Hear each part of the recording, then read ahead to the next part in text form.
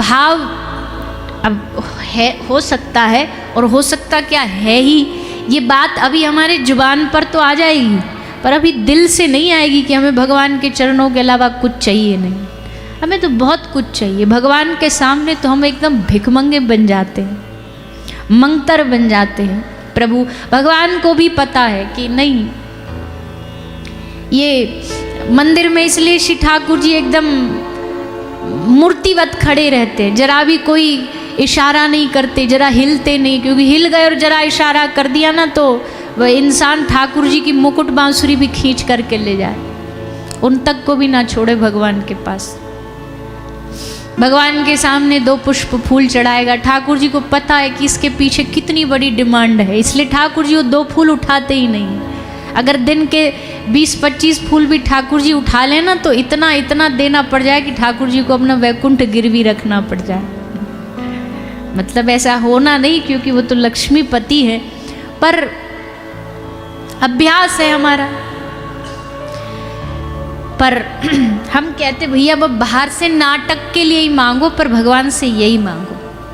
भगवान बोले भी ना बता तेरे जीवन में कुछ दिक्कत है, ठीक कर दूं, बोले नहीं प्रभु मुझे बस आप चाहिए। भगवान को लगेगा कि देखो कितना बड़ा नाटक हो रहा है, मन में तो क्या क्या चल रहा है, इसके मन में तो कितना कुछ चल रहा है, फिर भी देखो बाहर से कथा में सुनाया है कि बस ये भगवान से उनके चरणों की भक्ति मांगो, बस प्रेम मांगो, तो नाटक कर रहा है। बट हमारे ठाकुर जी इतने सूधे, इतने बोले, यही बात पे खुश हो जाएंगे कि चलो कम से कम नौटंकी तो बढ़िया कर लेता है, और कुछ करे ना करे इसको नाटक तो बढ़िया करना आता है, सहज है, सरल है। भगवान को लगेगा कम से कम बेचारा कोशिश तो कर रहा है कि इसकी सब इच्छाएं, बाकी इच्छा ना मांग के भगवान से केवल भगवान को मांगू। चलो कोई नहीं, धीरे धीरे धीरे भगवान उस इच्छा को हमारे हृदय में पुष्ट भी कर देंगे। पुष्ट मतलब पक्का कर देंगे। अभी तो हमारे मन में भगवान को पक्का मजबूती से मांगने का भाव नहीं, पर एक दिन धीरे धीरे भगवान की कृपा से आएगा।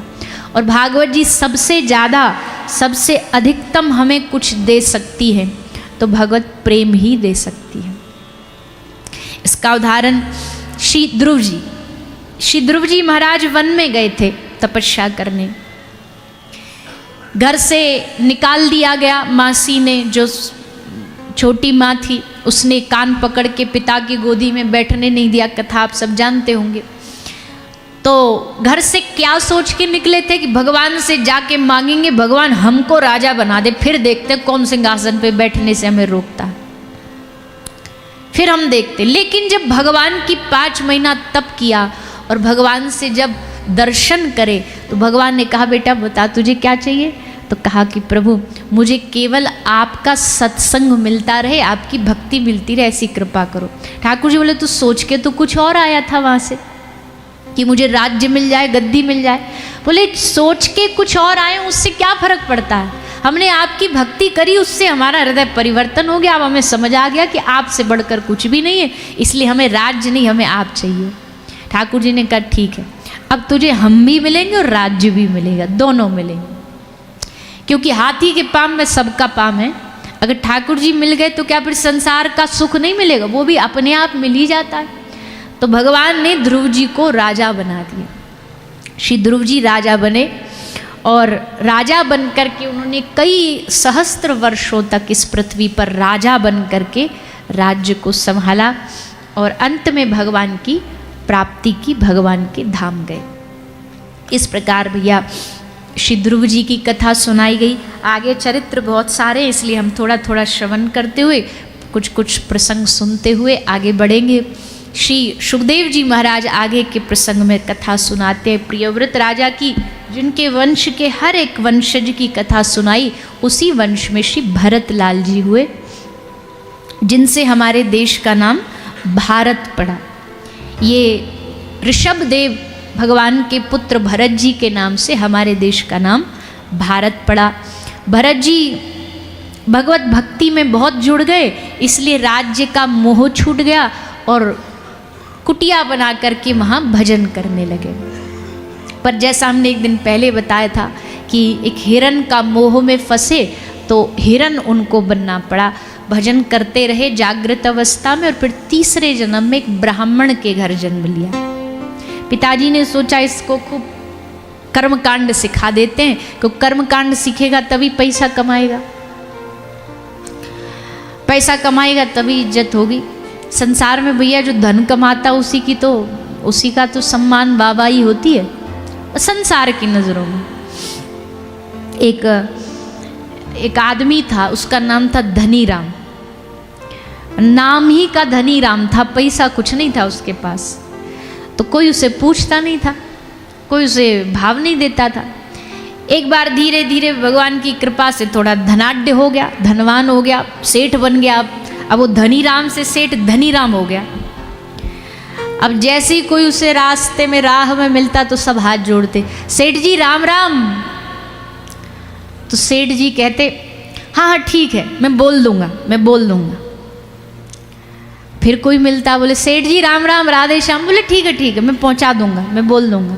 अब किसी को समझ नहीं आता कि किसको बोल दूंगा बोलते। तो एक दिन एक व्यक्ति बोला, बोले सेठ जी हम आपको बोलते, आप किसको बोलते? बोले हमारे घर आना जब बताएंगे। तो सबको घर बुलाया, जो सब राम राम बोलते थे सब घर आए। बोले आप क्या बोलते रहते हो? बोल दूंगा, किसको बोल दो? बोले चलो मेरे संग। सबको पकड़ के ले गए कमरा के भीतर, अपनी तिजोरी खोली और तिजोरी की ओर इशारा किया कि इसको बोल दूंगा। क्यों? बोले तुम मुझे राम राम थोड़ी बोलते हो, तुम तो मेरे धन को राम राम बोलते हो, इसलिए मैं तुमसे बोल दूंगा कि हाँ तुम्हारा राम राम उसको पहुंचा दूंगा। क्योंकि राम राम ही बोलना होता तो पहले भी बोलते, जब हमारे पास चवन्नी नहीं थी। अब जब हमारी तिजोरी में पैसा आ गया तो अब तुमको राम राम राधे श्याम सभी याद आता है। तो इसलिए हम तुम्हारी जो भी सबकी राम राम इकट्ठी ला करके यहाँ देते। धन होता है तो लोग पूछते हैं हाउ आर यू। धन होता है तो क्या पूछते हैं? How are you. जब धन नहीं होता तो हु आर यू। तो पूछते भाई साहब तुम कौन, कहाँ से आए हो, कौन हो? तो ये दुनिया की भैया विचित्रता है, दुनिया की विचित्रता है। किसी को पद मिल जाए, कल तक जिनको पूछो नहीं।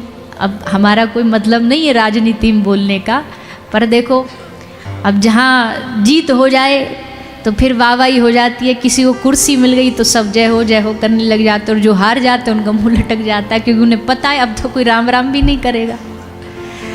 तो कहने का हमारा भाव ये है कि संसार में ये चलता है, आध्यात्मिक दृष्टि में ये नहीं है। आध्यात्मिक दृष्टि में तो निर्धन से निर्धन को भी ठाकुर जी ने गले से सुदामा को लगाया है।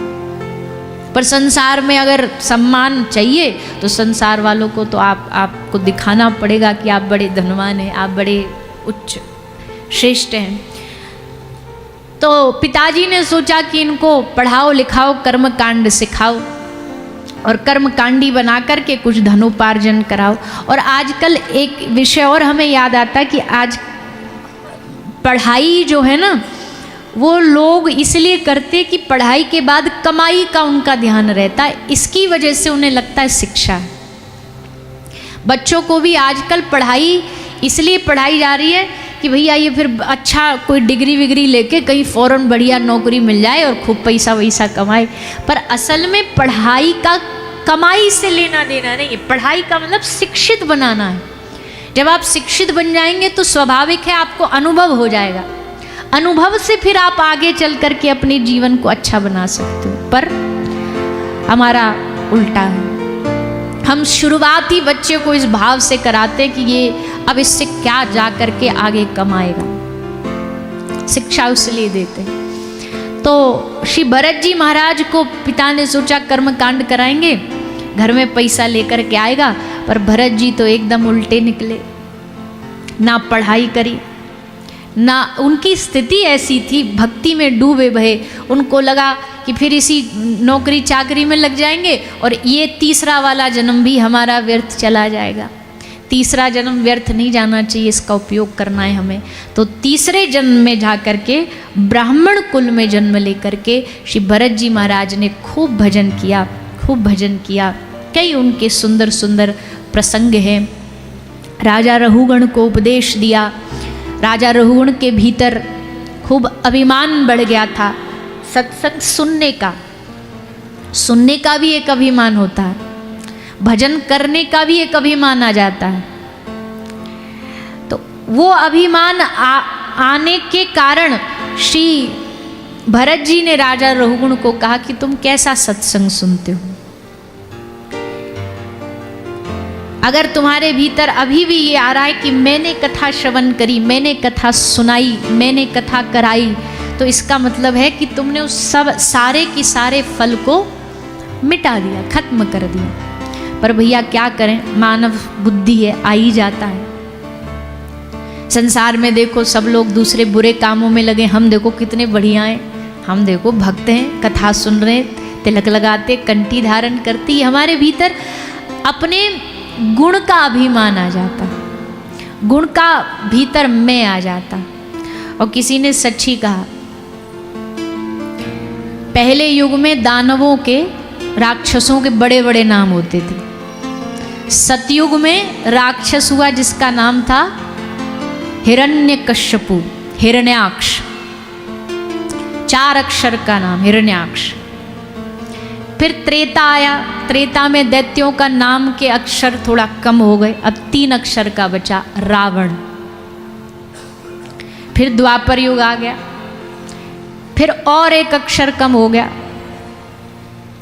कंस। अब कलयुग में 1 ही बचा है, कौन सा? मैं। 1 ही अक्षर का राक्षस बचा है। अब कोई ज़्यादा अक्षर नहीं लगाने पड़ते, अब 1 ही दैत्य बाकी है।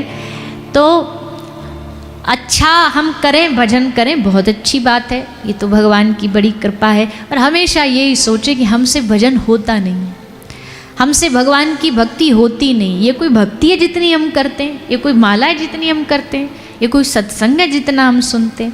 जब तक ये भाव नहीं आएगा अपने लिए, तब तक ये मैं का भाव नहीं जाएगा। तो श्री रहुगुण राजा को कहा, श्री भरत जी महाराज ने, भरत जी का दर्शन करके राजा बड़ा प्रसन्न हुआ। उसे लगा कि हाँ, वास्तविकता में मुझे कोई उपदेश देने वाला मिला है। चरणों में गिर गया। राजा रहुगण को उपदेश दे करके श्री भरत जी वहाँ से आगे बढ़ते हैं। इस प्रकार श्री भरत जी महाराज का सुंदर चरित्र श्री सुखदेव जी ने श्रवण कराया। आगे भगवान का एक भक्त और भगवान के भक्त हुए जिनका नाम है श्री अजामिल जी महाराज। इनने भी अपनी भगवत भक्ति से भगवान को पाया।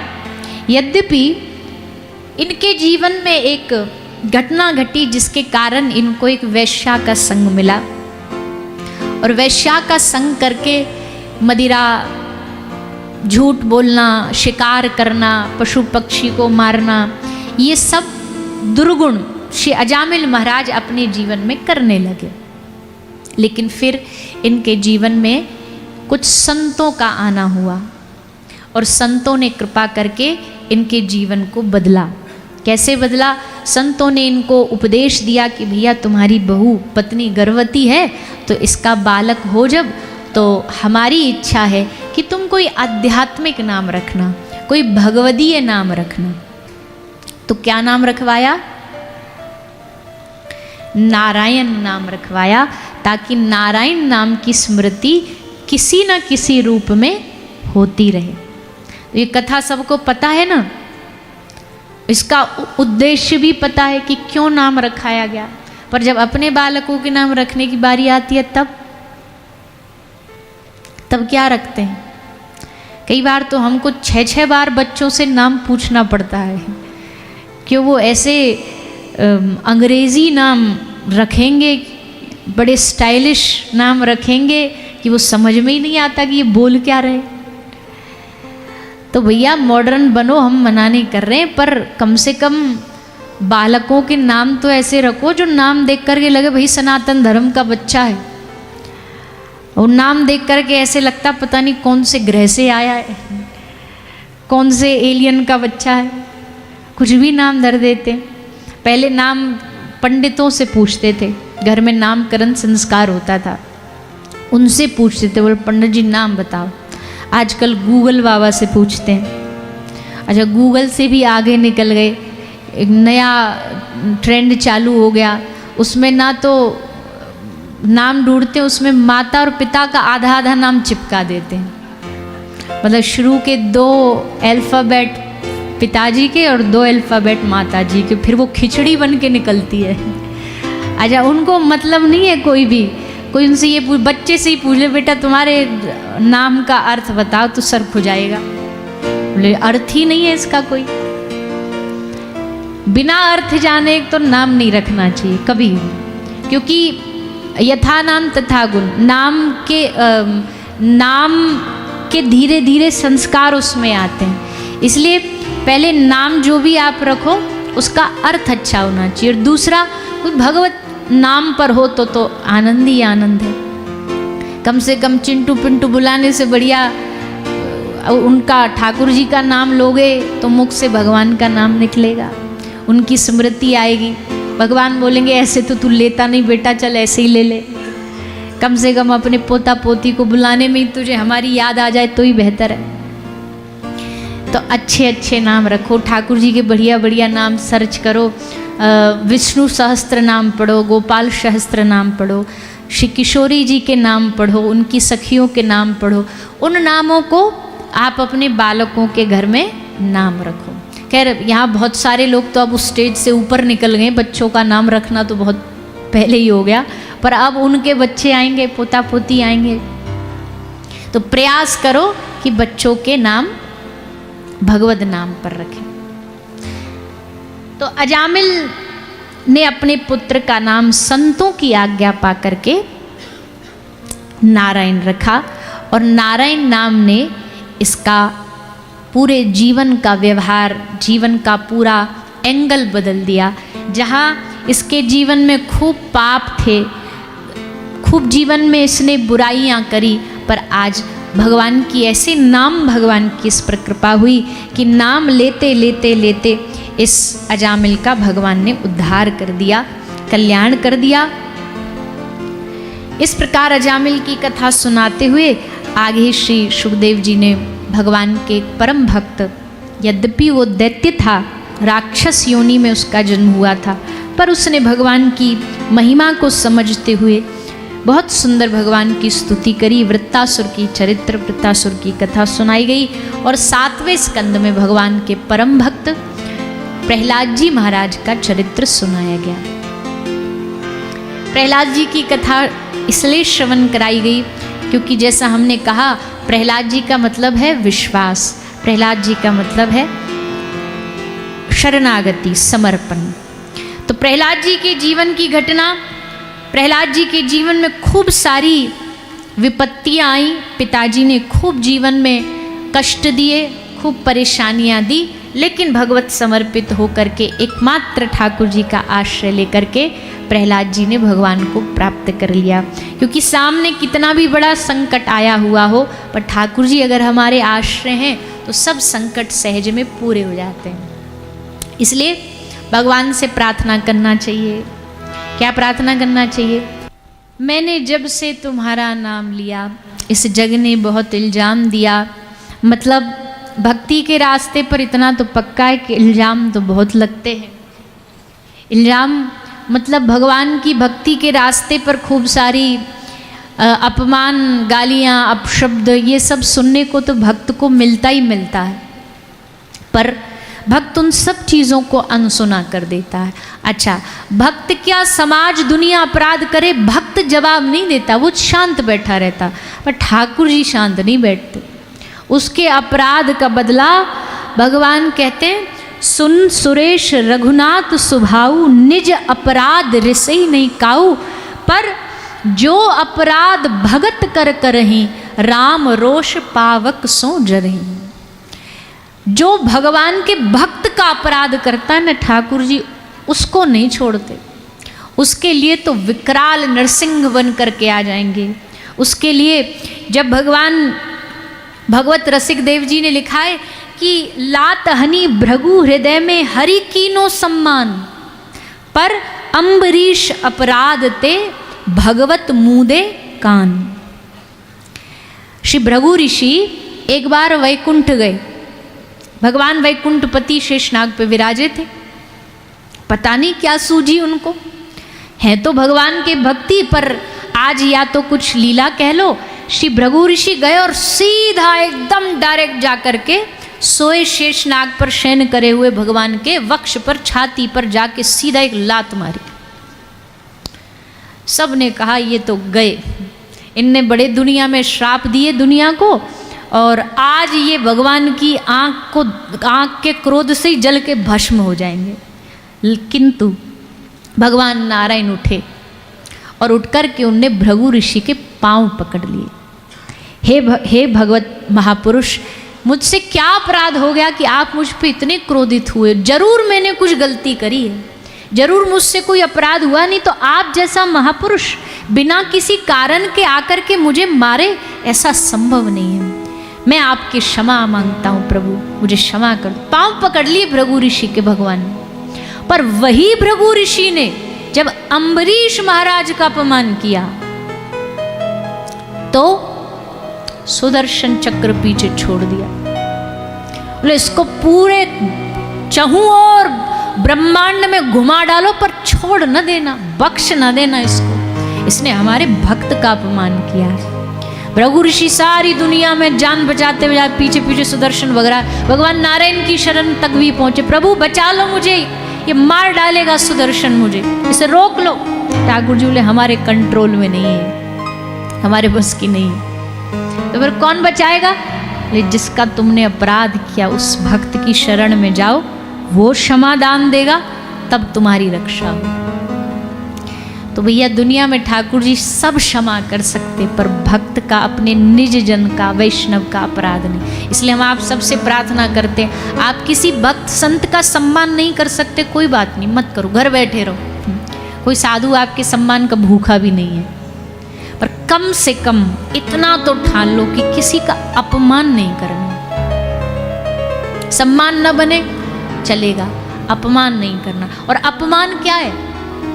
अपमान में ये नहीं डंडा मार देना, गाली दे देना, झगड़ा करना, केवल यही अपमान नहीं। अपमान का मतलब आप उनकी निंदा करो।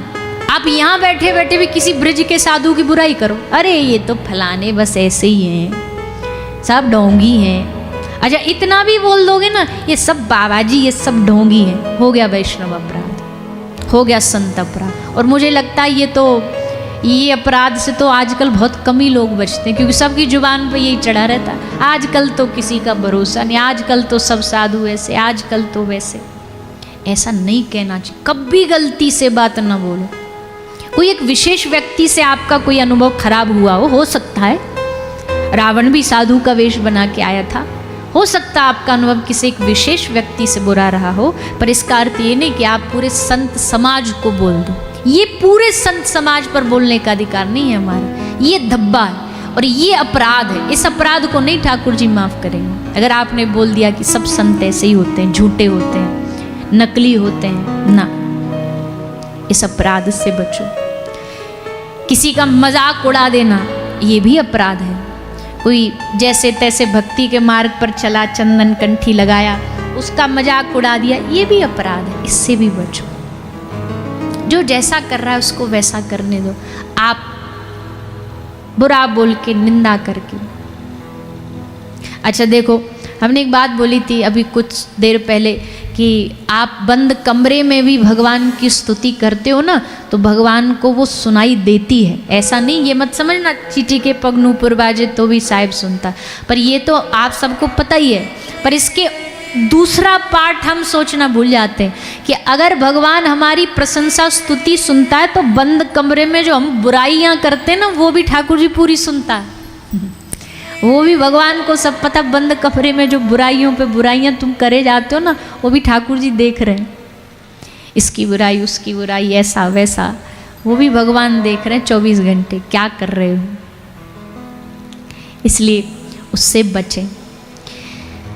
तो प्रहलाद जी, अच्छा जब हिरण्यकश्यपु ने खूब पाप किए, देवताओं ने जाके भगवान से प्रार्थना करी, प्रभु आप अवतार ले लो, आप थोड़ी हमारी रक्षा करो। भगवान ने बोले अभी नहीं मारेंगे हम इसको। कब मारेंगे? बोले 36,000 वर्ष तक इसने तप किया, इसलिए सुरक्षित है। कितना भी बड़े से बड़ा पाप कर ले, हम इसको मार नहीं सकते। लेकिन एक जीवन में ये ऐसा अपराध आगे चल के करेगा जिसको इसका तप भी नहीं बचा सकता। क्या?